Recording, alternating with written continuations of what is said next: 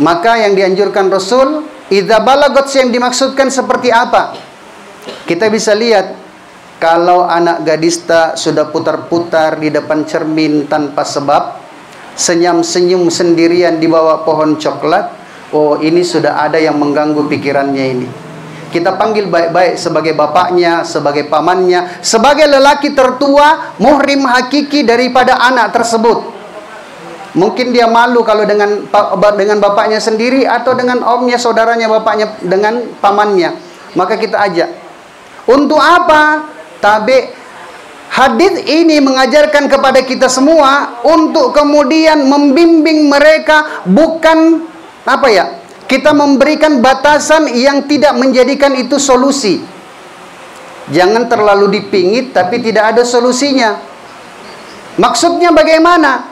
Kalau kita pingit dan tidak memberikan solusi, jangan sampai dia lewat pintu belakang. Maka kita buka, kita buka ruang untuk kemudian berkomunikasi dengan dia. Yang perempuan banyak cerita tentang laki-laki kepada pamannya, kepada bapaknya, saudara lelakinya atau siapa. Kenapa? Iya tu anu mutandai muane to daya. Saya ulangi, iya tu anu mutandai muane to daya. Baru dia lihat sosoknya, oh iya nak cocok sama itu. Baru dilihat. Kenapa? Kalau kita perempuan yang mau mengambil kesimpulan tentang laki-laki, ditakutkan kita hanya melihat dari sisi luarnya saja, face-nya saja, atau penampilan casingnya saja. Maka inilah yang dikatakan tahap ta'aruf, perkenalan. Undang dia datang di rumah Kalau dia sudah berani datang di depan rumah, datang ke rumah kita, dia berani di depan bapak kita sambil kemudian memperkenalkan dirinya, ini pertanda kesungguhan. Beda cinta, beda suka. Hari ini Masya Allah, karena mungkin terlalu bapernya kita tidak tahu membedakan antara orang yang cinta dengan orang yang suka. Sore-sore kita dapat message, kita dapat WA atau apa. Ada orang yang kita mau menilai apakah orang itu suka sama kita atau cinta sama kita. Dia hari Sabtu kemudian dia WA. Bolehlah mungkin panggil adik dan sebagainya. Dek, ada siapa sekarang di kos-kosan? Lebih-lebih kalau anak gadis tak kos-kosan dekat kampus.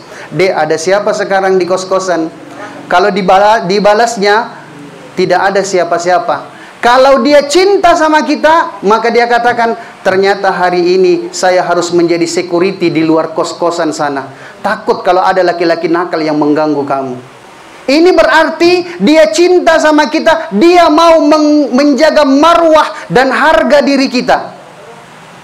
Tapi kalau suka, dia bilang, kesempatan. Kan begitu. Bedakan suka dan cinta. Kalau dia cinta sama kita, sore-sore hari Sabtu, dia kirim WA, Dek, ada siapa di rumah, ada siapa di kos-kosan. Ada bapak pulang, datang dari kampung bawa pisang. Oh, kasih tahu ke bapak, saya mau ke situ sekarang. Berarti ini orang yang gentleman. Berarti ini orang yang cinta sama kita. Kenapa? Dia mau menemui kita ketika ada muhrim hakikinya kita, ketika ada bapaknya, ada pamannya kita, atau ada saudara laki-lakinya kita, berarti dia mencintai kita. Kenapa? Karena menjaga marwah dan harga diri kita. Bolehkah kemudian satu orang laki-laki yang suka sama perempuan ngajak traktir makan ataupun ngajak nonton bioskop dan sebagainya? Boleh, dengan catatan datang ke rumahnya, ajak bapaknya. Kita ajak bapaknya. Om, saya lagi dapat rezeki ini. Ada lesehan rumah makan baru dibuka di sana. Boleh saya ajak kita, Om? Oh iya. Kalau bapaknya mau, baru terus kasih tahu. Tapi boleh enggak? Iya. Fulana ikut sama kita. Kita ajak bapaknya, nanti bapaknya ajak anaknya. Artinya apa? Kalau memang kita gentleman, silahkan saling tatap-tatapan. Silahkan saling pandang-pandangan. Silahkan saling tembak-menembak di depan bapaknya perempuan. Sangamuan itu. Kemudian, bolehkah kita ajak nonton? Boleh. Yang diajak nonton adalah bapaknya. Setelah itu kalau bapaknya mau, boleh enggak ajak si fulana? Maka yang dimuliakan Allah Subhanahu wa taala, dengan demikian akan datang keberkahan.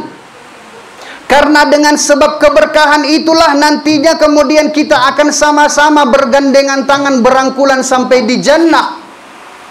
Perlu kita waspada, perlu kita hati-hati, terutama mungkin lebih parah lagi kalau laki-laki. Ya, saya wallahu alam hari itu belum dekat dengan ulama, tetapi memang ada betikan di dalam hati.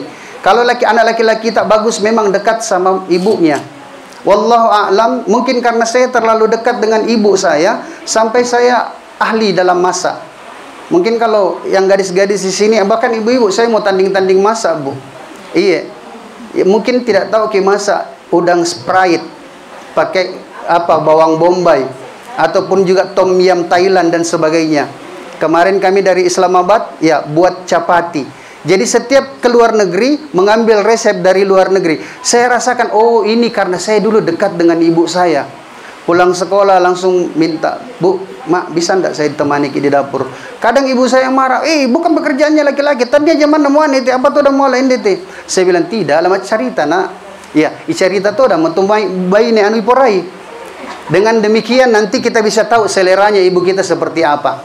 Yang dimuliakan Allah Subhanahu wa taala, kenapa perlu dibangun seperti itu? Kita mau hargai mereka. Kita mau hargai ibu dan bapak kita, dan kita mau buktikan bahwasanya kita amat sangat cinta kepada mereka. Dan sekali lagi tabe, jangan kita tipu ibu bapak tak. Banyak hari ini tanpa sadar kita tipu ibu bapak tak. Kenapa saya katakan kita tipu? Di depannya kita katakan kita sayang dan cinta kepada mereka. Tapi sudahkah benar kita sayang dan cinta kepada mereka? Sayyidina Umar menganjurkan kepada kita semua, hasibu anfusakum qabla an tuhasabu. Hari ini untuk adik kita, anak kita, saudara kita, dan kita semua sebenarnya diajak untuk muhasabah. Diajak untuk bernostalgia. Kita kenang masa-masa lalu bersama ibu dan bapak kita. Bahwasanya dia adalah orang hebat yang sudah Allah lahirkan, yang sudah Allah hadirkan di kita, yang sudah Allah hadirkan dalam hidupnya kita, ibu dan bapak kita. Di mana letak hebatnya dia? Masya Allah, saya mau mengajak kita ini untuk sama-sama bernostalgia. Jangan kita bilang nama tua mo deng ngomok poku, tatta iya deng tumatuatta, moi deng mopo, tatta iya deng tumatuatta.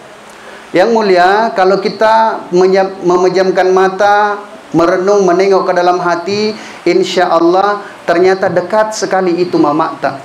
Dekat sekali. Bahkan, Masya Allah, ibu kita yang sudah meninggal sekalipun, suaranya tidak pernah bisa hilang di telinga kita. Panggilan sayang, cinta sederhana dari ibu kita, bahasa sederhana, anakku sayang, anakku cantik, anakku hebat. Itu saja bicaranya. Tapi Masya Allah, mampu membangun karakter kita, mampu membangun jiwa kita, sehingga kemudian kita bisa berdiri tegak dan tegar dalam syariah dan sunnah. Saya mengajak kita untuk nostalgia. Lebih-lebih kalau sudah yang berumur, seumuran saya, apalagi yang lebih tua.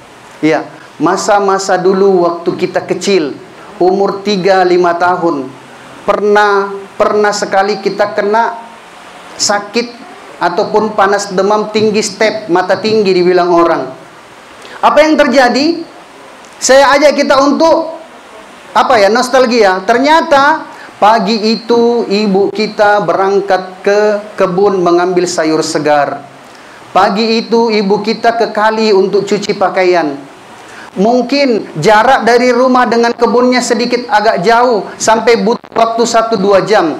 Ternyata ketika kita yang bayi saat itu masih kanak-kanak sedang asyik bermain dengan kakak-kakak kita, yang kemudian kita jatuh menjadikan kita kena demam panas tinggi step. Apa yang terjadi? Satu rumah jadi panik.